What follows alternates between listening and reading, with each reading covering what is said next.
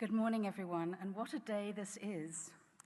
5 years after the beginning of an amazing project, it almost seems unbelievable to be standing here with so many wonderful people in the audience, many of whom are good friends, celebrating not only a wonderful exhibition, but the launch of our great book. And this symposium marks the launch of this book, a major 3-volume monograph, Fired by Passion, Vienna Baroque Porcelain of Claudius Innocentius Du Paquier. It is published by the Melinda and Paul Sullivan Foundation for the Decorative Arts with our Knowlshire Art Publishers. We're also celebrating, as you know, the first exhibition of Du Paquier porcelain to be held in North America, which can be seen in the Wrightsman Exhibition Gallery here at the Metropolitan Museum of Art. Many people have heard of Wedgwood and Meissen, of Sèvres and Royal Crown Derby, but the small Vienna porcelain manufactory founded by Claudius Innocentius Du Paquier in 1718 is not as well known. Thanks to the passion and persistence of Melinda and Paul Sullivan, a small group of dedicated scholars, editors, photographers, designers, and publishers, we believe this is about to change. In fact, I could say, look out, Meissen, here we come. The story of this truly international endeavor began in 1993, as Ian has just told us, when Melinda Martin Sullivan and her sister wished to present the Art Institute of Chicago with a gift to honor and commemorate the 80th birthday of their mother, Eloise Wright Martin. From the objects presented to them, they chose 3 marvelous pieces of Du Paquier porcelain, including this lovely tall bottle of about 1725 to 30. Melinda and Paul became captivated by this unusual and lesser-known porcelain. They became collectors of Du Paquier and were thirsty for more information on the factory. I think you can see by this elephant how captivating, in fact, Du Paquier porcelain is. At that time, in 1993, the most comprehensive publication on Du Paquier porcelain had been written by John Hayward in 1952, accompanied by mostly black and white images. Although there was other existing literature, it was again mainly illustrated in black and white. The more they came to love this porcelain, the more they dreamed of sharing their delight and enthusiasm. They wanted people to appreciate Du Paquier by telling the story of the manufactory and by illustrating the beauty and individuality of its porcelain.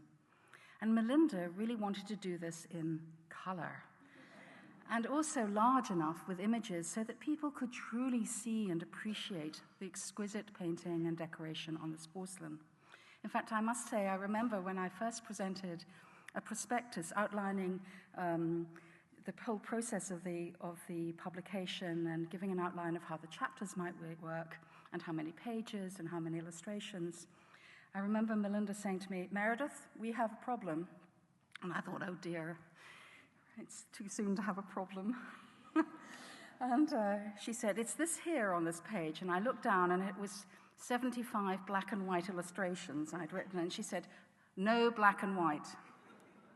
And it's extraordinary, as you will see when you go, hopefully, to the museum shop during your lunch break. You'll see how exquisitely wonderful these large, wonderful color photographs are in the publication.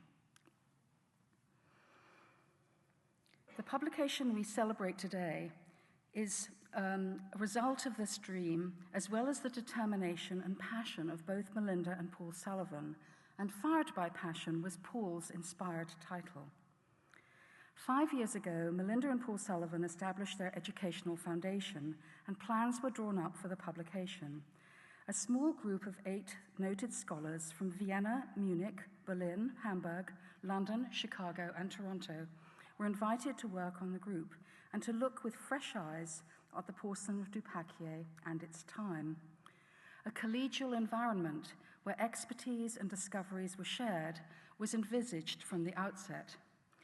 Paul and Melinda Sullivan went the extra yard to make this happen by funding research which took place in archives, libraries, and museums all over Europe and North America. Here we all are at the Victoria and Albert Museum in London. And then also enabling groups of scholars to visit key collections in Munich, Vienna, St. Petersburg, Turin, Toronto, and New York, where we pooled our knowledge. We all learned from another, we had great fun, and we became closer friends. Each scholar has contributed hugely to this publication. All but one are here at this symposium.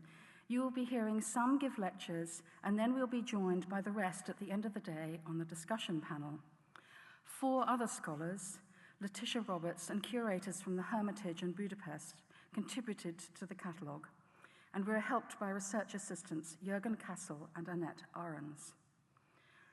A highly important scientific analysis was undertaken for the publication by 2 scientists from the Art Institute of Chicago. It examined not only the body, glazes, and enamels of Du Paquier, but also compared them for the first time to other early European hard-paste porcelain factories. Francesca Casadio and Anniko Bezur analyzed objects from Chicago, the Metropolitan Museum, and the Sullivan Collection, and you'll be hearing more about this later this morning.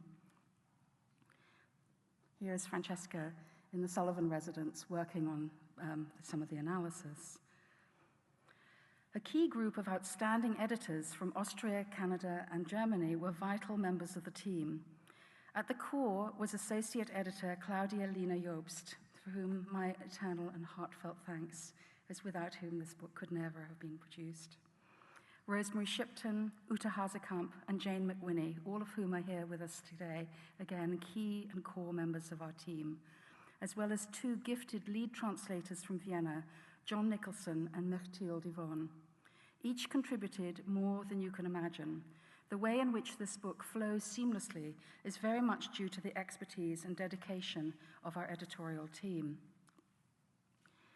Joe Kosher, the gifted chief photographer from the Metropolitan Museum of Art, was asked to be the lead photographer for the project. His photographs were to become the standard by which all other objects and images were judged, usually not as favorably.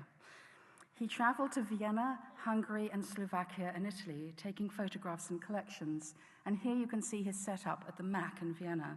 He also took photographs of important Baroque architecture and interiors that helped set the stage for the reader.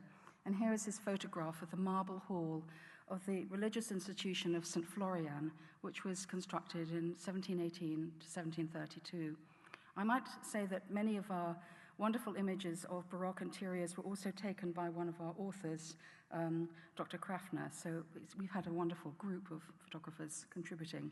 In fact, photography and permissions were sought and gathered from over 300 different institutions and collectors for this publication. And I particularly thank also the private collectors who enabled their pieces to be photographed. Thank you.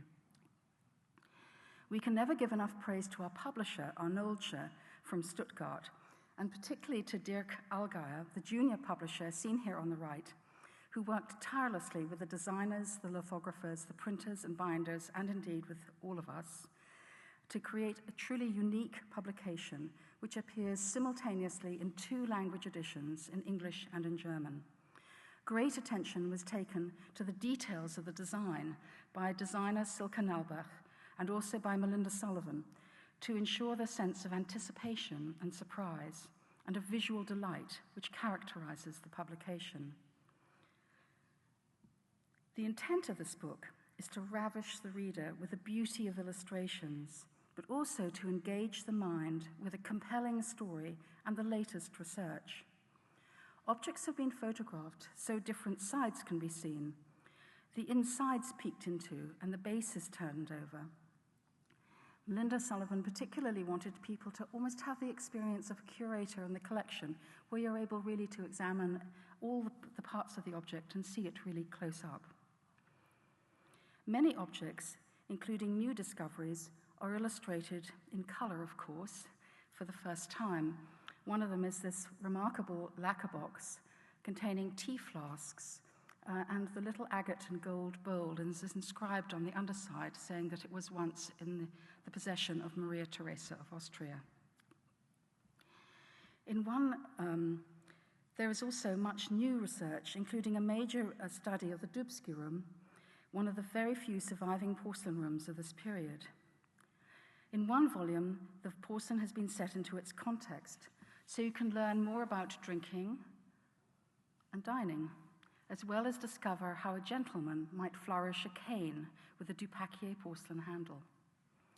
In the third volume, there is a catalogue of almost 500 pieces of Du Paquier. I have to admit, we have 497 objects in the catalogue. And Melinda, when she heard this, she said, well, can't you just add 3 more? And I put my head on my desk and I said, no. There are also many other reference materials, including a chapter on the history of collecting. Finally, a CD-ROM is included, which contains transcriptions of the surviving documents of the Du Paquier manufactory, as well as other contemporary documents of interest. It has not only been a huge pleasure working with Melinda and Paul Sullivan and our wonderful team on the book, but also to work with colleagues, particularly Geoffrey Munger from the Metropolitan Museum of Art, in preparing and mounting the small exhibition that celebrates its launch. The Metropolitan Museum has the finest collection of Du Paquier in public hands in North America, and it has been joined by the collection of Melinda and Paul Sullivan, as well as the Art Institute of Chicago, who kindly lent 2 objects, including a spectacular Du Paquier gaming box. A table illustrating a dessert set for an important dinner in Vienna in the 1740s is a focal point of the exhibition. The sugar paste architecture of 2 pavilions with twisted columns was made by Ivan Day. They were inspired by an engraving of a dinner held in 1740. But this is not a recreation, rather an evocation of an age, an enticing taste of what might have been. I do hope you will take a minute during lunch or later to visit the exhibition and also the museum shop, where you can see and acquire the publication. But now we must turn our attention to Vienna at the beginning of the 18th century, to the visual delights of an imperial court and the glorious porcelain of Claudius Innocentius Du Paquier. But first, let's take the opportunity to salute and thank Melinda and Paul Sullivan and all those involved in the publication, the exhibition, and the symposium. Bravo, everyone.